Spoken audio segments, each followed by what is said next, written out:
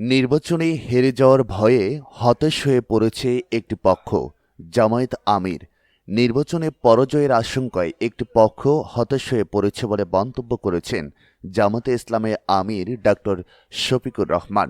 তিনি বলেন, হতাশা থেকেই তারা চোরাই পথে নির্বাচন হাইজ্যাক করার চেষ্টা করছে, তবে তাদের সব অপকর্ম প্রতিহত করা হবে।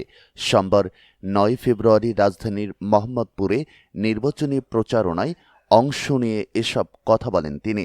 ডাক্তার শফিকুর রহমান বলেন, জুলাই আন্দোলনের সময় অন্যায়ের বিরুদ্ধে প্রতিবাদ দমাতে ইন্টারনেট বন্ধ করে দেয়া হয়েছিল, যাতে হত্যাকাণ্ডকে বৈধতা দেয়া যায় এবং অন্যায় আড়াল করা যায়।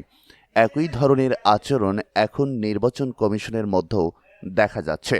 ভোট কেন্দ্রের ৪০০ মিটারের মধ্যে ক্যামেরা ও মোবাইল ফোন নিষিদ্ধ করা হয়েছে, যা গ্রহণযোগ্য নয়।